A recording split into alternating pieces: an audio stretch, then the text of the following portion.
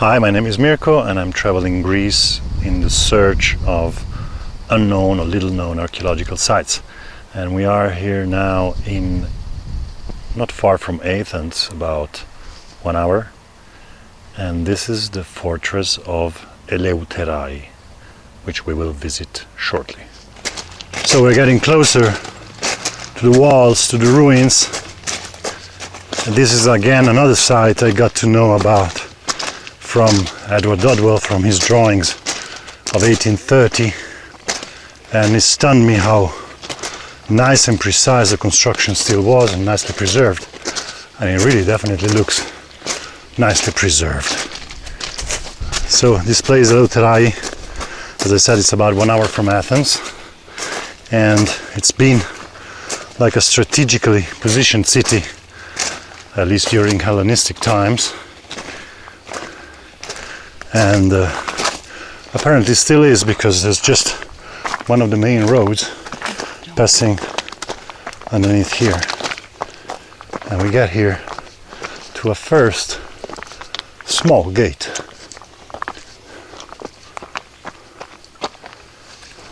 The construction style is clearly square blocks with some polygonal corners here and there, as we've seen now many times.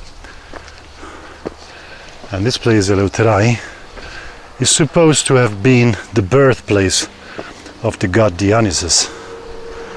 So, quite an important place, I'd say.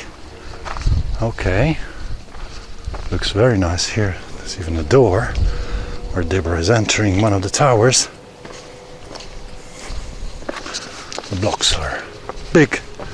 Not huge, but as you can see, it's always the size of 500 kilos up to probably 2 tons, like this one, which is quite huge. And here, as usual, there's nobody here. We are the only visitors at the moment. There's no entrance ticket or whatever. I'll walk a little bit on these walls since I can allow it. Yeah, again, I mean, the blocks, I mean, they may not be the biggest we've seen, but they're big and there's many of them.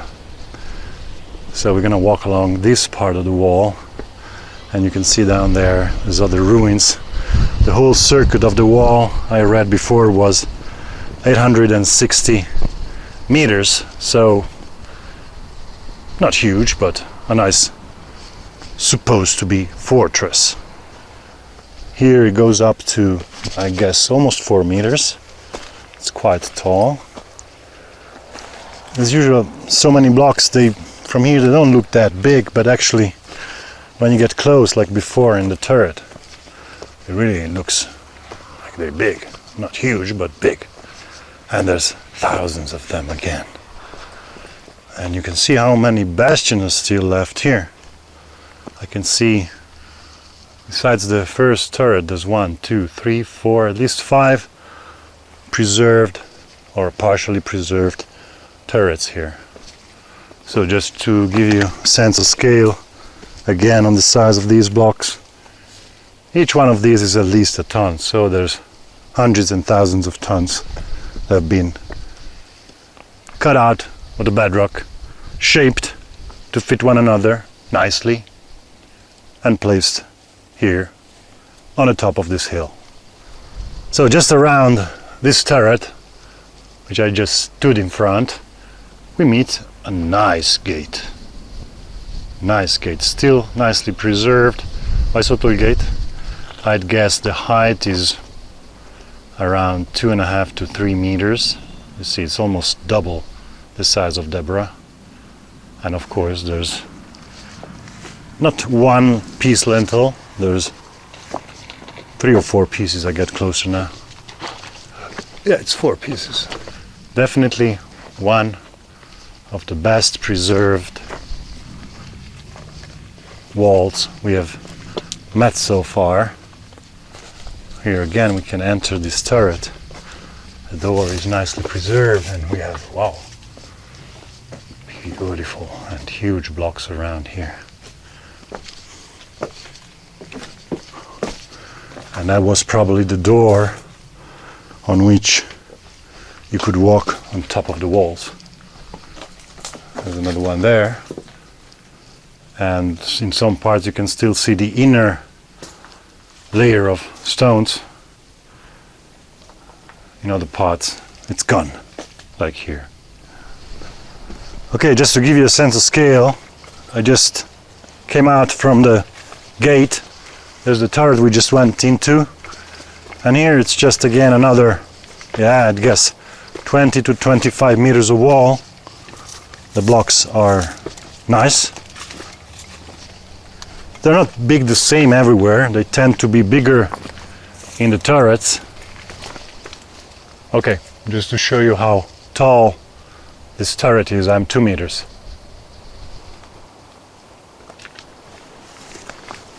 It's really impressive,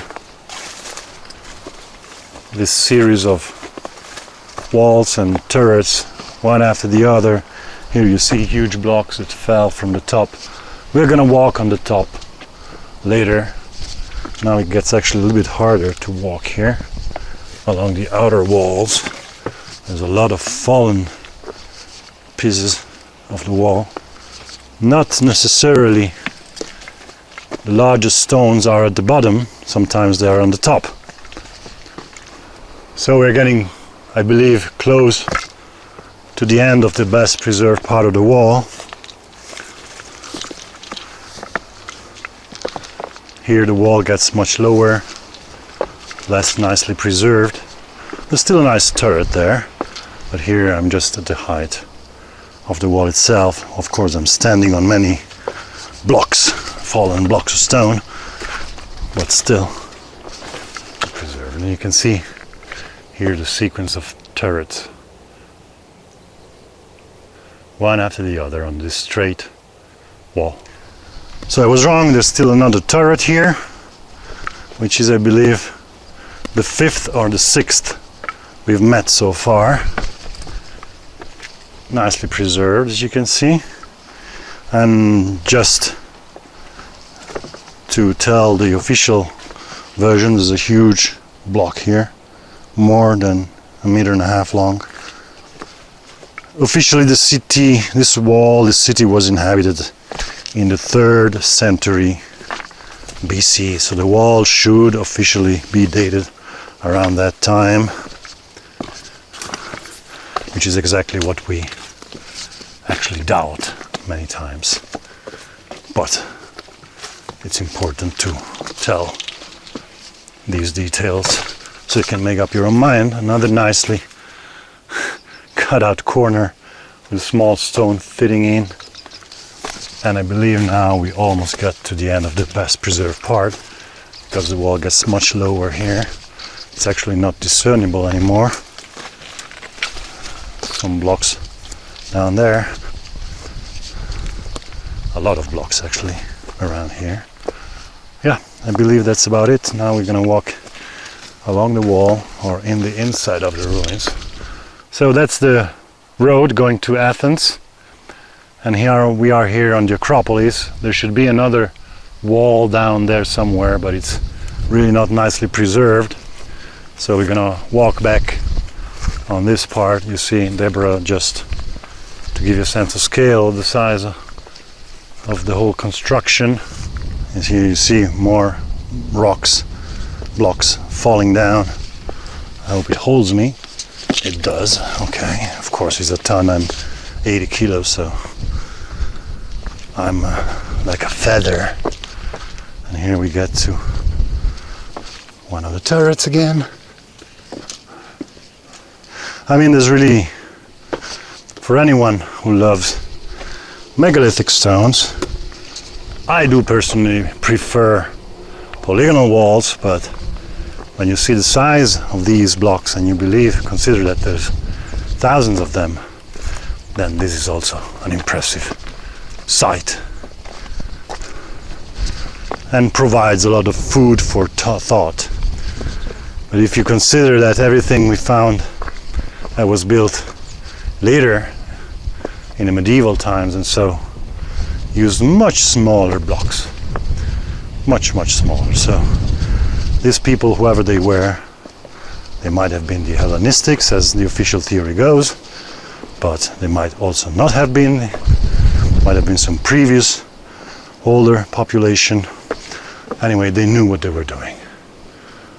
They really knew what they were doing, and they had a lot of resources. Now there's a corner here, didn't notice that before.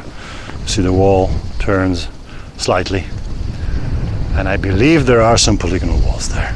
So there's a square structure here on top of the hill. I believe you are in the highest part, and these seemed to indicate that there was a plan for a polygonal structure here. Really the Greek kind of polygonal stones we've seen before, but you see here it's just 2 rows of stones, so it's really hard to say. I will walk around it, and actually this is the best preserved part, but it's definitely not a square structure. We can agree on that. Then was it planned to be polygonal? It might be.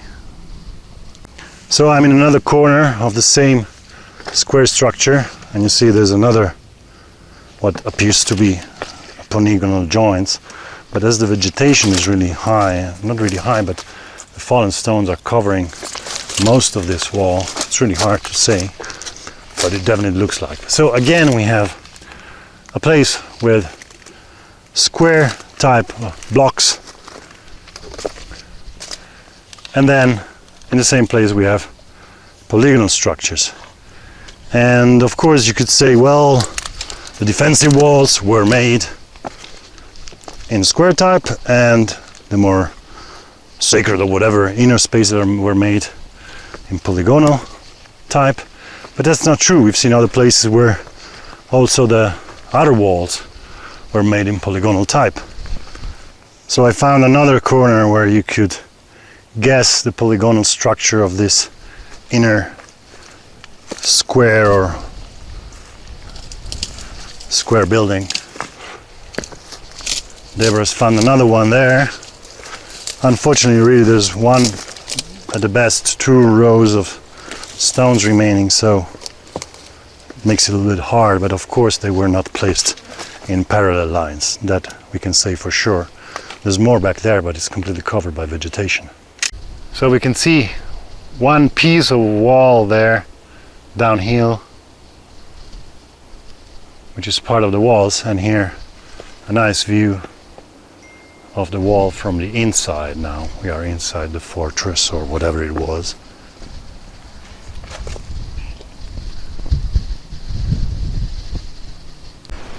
So here we got a view from this polygonal. It's rather an enclosure rather than a building, because there seems to be one side missing, the one right in front. And I just show you a few more details from the inside of this building, where you can see also here that it's polygonal.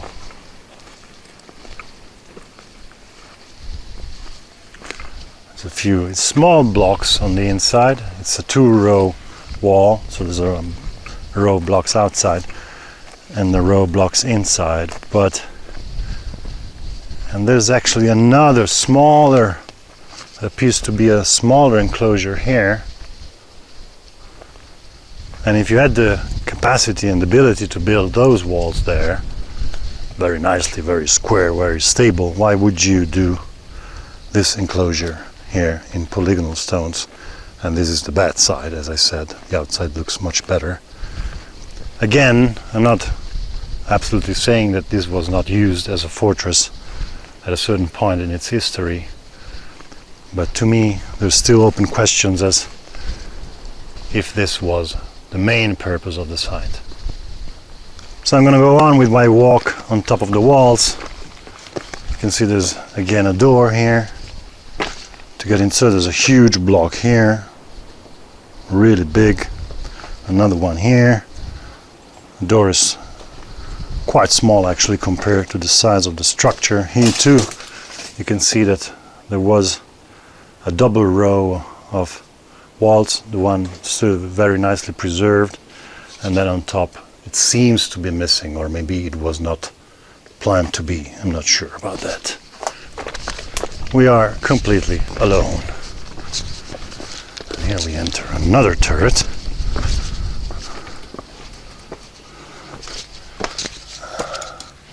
There's a lot of rubble here. But there's always a doorway to get in, and we'll have to climb to get out of there. So there's a map here of the circuit of the walls.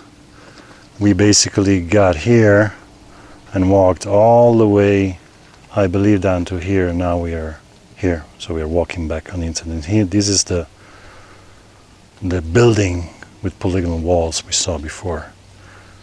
So just for a confirmation of what we observed, it says, preserved in the interior close to the north side are the foundation of a building measuring 16 by 11 meters, evidently with 2 stories with polygonal wall construction.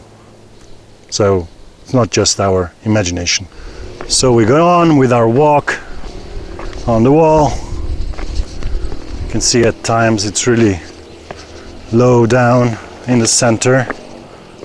So some material has been brought away or whatever. And then it goes on at higher levels. Here, step up a little bit. Really amazing place. We are leaving tomorrow, so this is a good ending of our trip, but not yet the end. So a bit of a interesting way to get down from this wall, because here it's more than 2 meters high, but easily feasible. So you see, like this, you should get a sense of scale on the size of this wall, and this is the inner part, which is not as high as the outer part, but still a lot of big blocks. Some are smaller, but most of them are quite big. So we are here at the western end of the wall. Here the wall goes downhill, and there should be another gate here in the front. You see there's few parts left around.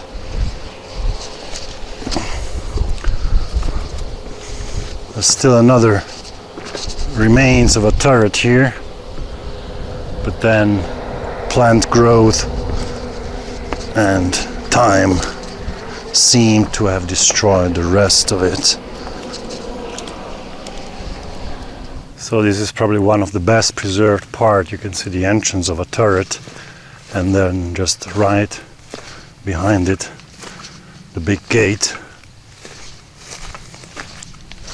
A really suggestive view, inspiring.